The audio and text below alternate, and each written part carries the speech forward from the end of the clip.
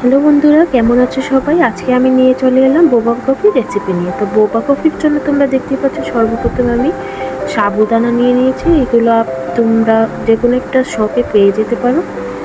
এখন আমি সাবুদানাগুলো ব্লেন্ডারে ব্লেন্ড করে নিলাম। এবারে সাবুদানাগুলো একটা প্লেটে নিয়ে এখন সেখান থেকে কিছু সাবুদানা আমি পরবর্তী একটা কাজের জন্য তুলে রাখবো এবং বাকিগুলোর সাথে চিনি এবং কোকো পাউডার মিশিয়ে দিব। তো এগুলা খুব ভালো করে মিক্সিং করে নেব এবং এটাতে হালকা গরম পানি অল্প করে দিয়ে মিক্সিং করে নেব, একটা শক্ত ডো তৈরি করে নেব। এবার এখান থেকে ছোট ছোট অংশ করে কেটে এগুলোকে গোল করে বলের আকৃতিতে বানিয়ে নেব।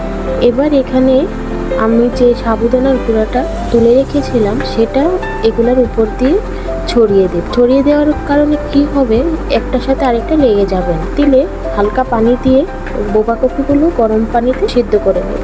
তো সিদ্ধ হওয়ার পরে এগুলো নামিয়ে ভালো করে ছাঁকনি দিয়ে ছেঁকে ঠান্ডা পানি দিয়ে ধুয়ে রেখে দিতে হবে। এরপরে একটি কড়াইয়ে চিনি দিয়ে ক্যারামেল তৈরি করে নিতে হবে এবং পালগুলো সেই ক্যারামেলে ঢেলে দিতে হবে। হালকা একটু স্টিকি ভাব চলে আসলে বোবা পালগুলোকে নামিয়ে নিতে হবে। এবার আমি চলে আসলাম মেইন পার্টে, বোবা কফি বানানোর জন্য আমি নিয়ে নিলাম প্রথমেই দুধ, কফি। আমি যেটা পানির মধ্যে চিনি দিয়ে কফি দিয়ে জাল করে নিয়েছিলাম, কফি এবং চকলেট ক্যারামেল, যেটা আমি ডার্ক চকলেটগুলোকে একটু গরম করে মেল্ট করে নিয়েছিলাম, আর সেই বোবা পালগুলো।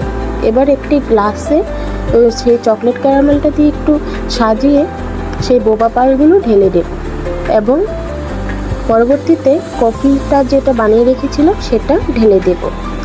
সেটা ঢেলে দেওয়ার পর আমি এটার উপরে দুধটা ঢেলে দেব এবং পরবর্তীতে যে চকলেট ক্যারামেলটা ছিল সেটা কফিতে ঢেলে দেব এবং এটার ঢাকনাটা লাগিয়ে তৈরি হয়ে যাবে অসাধারণ টেস্টের বোবা পার্ল কফি। এটি যে কোনো রেস্টুরেন্টে গেলেই অনেক দামে আমাদের কিনতে হয়, কিন্তু আমরা খুব সহজেই খুব কম খরচে বাসায় বানিয়ে নিতে পারি।